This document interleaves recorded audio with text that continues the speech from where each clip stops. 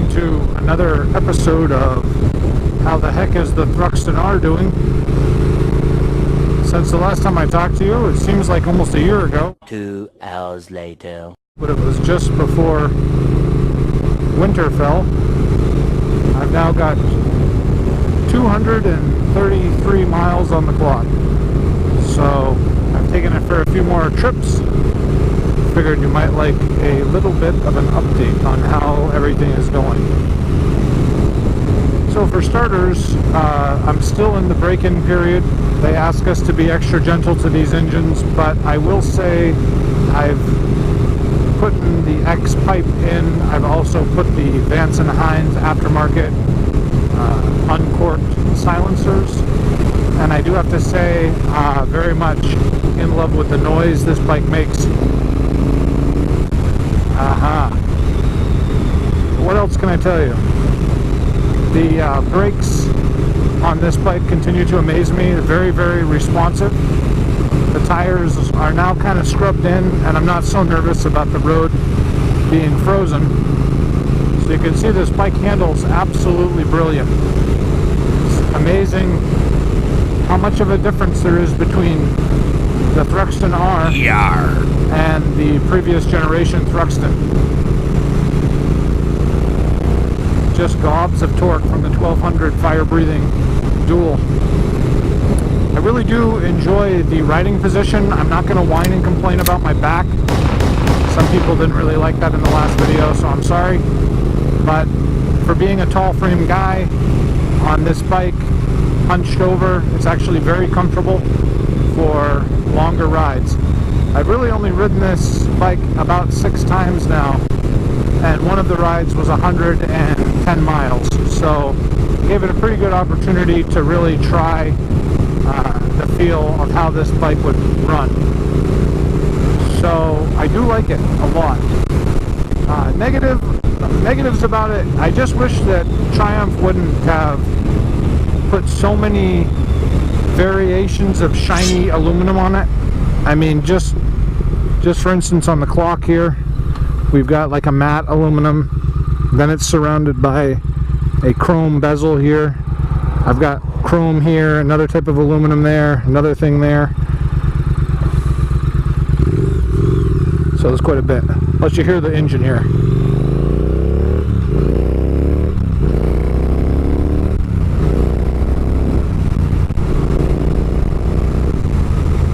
Pretty nice, huh? I really enjoy the flat black. I'd be interested if anybody has any comments on any way to protect it, because you really can't wax a flat black or a flat painted bike for that matter. So I'd be interested to see if anybody has any suggestions on how to protect the paint. The other thing I splurged for was the heated hand grips, and they're just super slick the way that they're installed.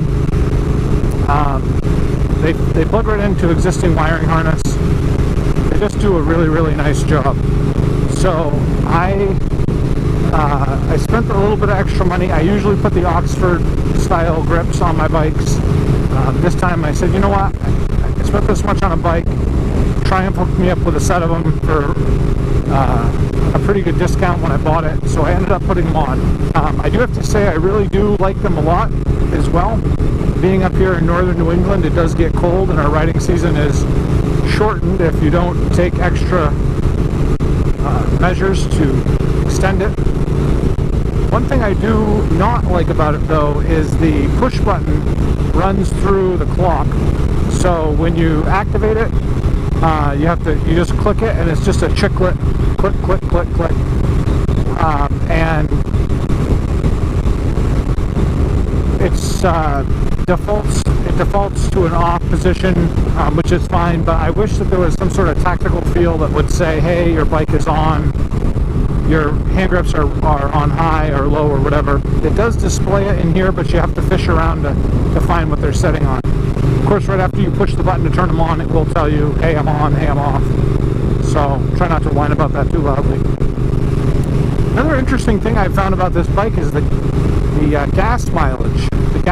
How many miles per gallon this gets. It's actually rather amazing, because of the fact that I was coming from a 800 before. My fuel mileage, I never really got over 30, but I also drove it like I stole it at times. On this bike, and again, it's in the braking period, so that's really the worst time, I'm averaging almost 50 miles a gallon. So that's pretty good. Actually, I'm really impressed with that for being a 1200. And it's not that you buy a bike for gas mileage, you know, it's not really why you're buying a bike, but it is a benefit, and I've been rather pleasantly surprised on that. I haven't yet really dialed in the suspension. That's the next thing I want to do. I want to look at the settings, because on the front forks we have compression and rebound dampening, and also on the rear shock it's adjustable, so I really want to play around with that a little bit, and really I think by adjusting that to fit my specific size, I think this bike is going to handle even better. But right now, I mean, we've got a lot of twisty roads up here, and pretty impressed with the handling characteristics of the bike. And the tires that comes with from the factory are pretty decent. So I'm also refraining from picking up any passengers today for the purposes of safety. See if I can get around this guy. The shifter is very precise. It's there's no guessing what gear you're in, because there's a nice gear indicator, so that's a nice deal. The gearbox engagement, though, really nice. I really like it. It's not, again, I'm comparing to the other Triumphs I've owned. The Scrambler that I built, the 800, was nice and everything, don't get me wrong, but it was a little bit more like a stick in a marble jar feeling. Very fishy when you were trying to find neutral. This one's pretty solid. Maybe it's because it's brand new, I don't know, but it just seems really nice. It's a positive engagement feeling. The Tiger that I had, the Tiger Explorer, had a very similar gearbox feel to the Scrambler. It was kind of clunky. Neutral was easier to find on that bike, but the shifter was also a lot longer. This one's got a pretty short throw shifter. Neutral's not a hardship at all. This is due for the first service, and it should be of note to you guys that are thinking about buying one of these that most of the dealers will give you the first service for free. Hey, look at this. It's a guy that thinks he's riding a motorcycle. Those things are weird, aren't they? The first service, Triumph requires it to be done if you want to maintain your warranty. So it's kind of neat if the dealer gives it to you for free, because you kind of have to have it if you want your warranty on a new bike. I prefer to work on my own bikes just because I have a shop and I'm a mechanic, so I understand. But the first service, you know, you got to do it, you got to do it. It's also kind of a pain because the closest Triumph dealer to me is a couple hours away, so I've got to budget a day and off of work to be able to do that. But I'll try to pick a nice day so I can ride over and ride back. Why not, right? Up here in Maine, it's the leaves aren't out on the tree yet, so it's kind of a nice day today. A little brisk, but that's okay.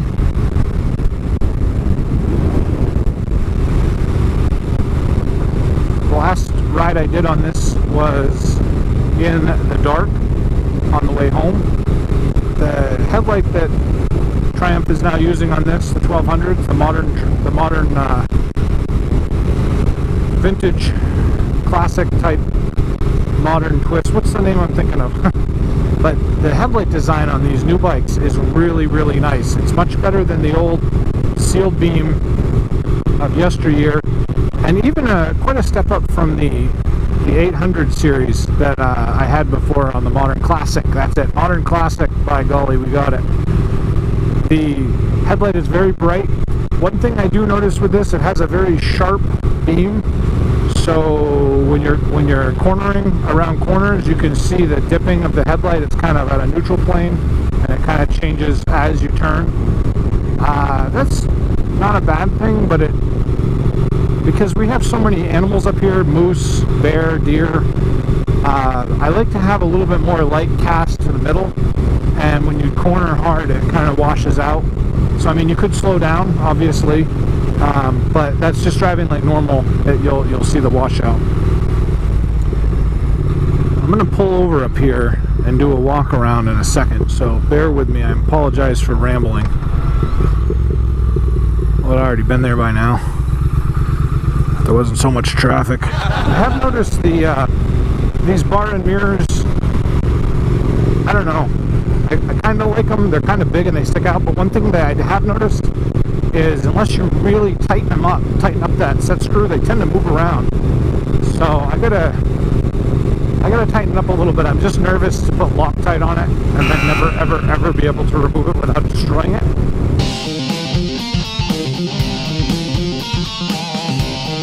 I bought this off eBay. It's supposed to be made out of 100% aircraft grade aluminum, so it's really lightweight and weight reduction, bro. So there she is. Now I blacked out a few of the items on here. I will say, if you're looking, the pipes come as a brushed stainless steel. Again, Triumph's got a lot of different aluminum colors on this bike, so I tried to kind of remove a few of them from the mix. I'm not too impressed with the ceramic paint that I used for these header pipes. I mean, it's just like flaking off, and I followed the can down to the letter on how to paint them. Anyways, back to the bike. Pretty sharp looking bike. I got the Vance & Hines aftermarkets. I put some rear sets on it as well, so Junior can come with me. I've got the massive Brembo brakes up front. Again, this bike's got amazing stopping power. You really have to watch yourself when you're stopping, especially on wet roads. It does have ABS, but again, don't let it take you by surprise. I put some carbon fiber fender supports, if you will, on there just to try to swap out another aluminum colored item. And I also took off the humongous 1960 blinkers and put on some 360 surrounded blinkers. There goes the Harley. Yesha Baba. Again, Triumph's new headlight, really super awesome. It has, I think they call it the Angel Eye, but it's got that selection on the bottom there that's LED. So when in parking mode, you've got a nice running light on the front. If you're just sitting by the edge of the road and you don't want somebody to hit you. Again, we got Showa dual forks on the front there, obviously super nice. And you can really see the paint on this header is coming off. I'm kind of disappointed. Again, side view, it's got that traditional fuel injection that Triumph's been using now for a number of years, but they hit it and made it look like it's in a carburetor. Super cool. Good job, Triumph. Good job, guys. And go for the rear shot. It's kind of sandy up here still, so I tucked in the license plate underneath. I've got the rear fender eliminator kit done, and that is the New Rage Cycles LED tail light. Again, Olin's forks on the back. Both of them are adjustable. Shocks rather, I'm so sorry, shocks. So as you can see, all in all, pretty nice.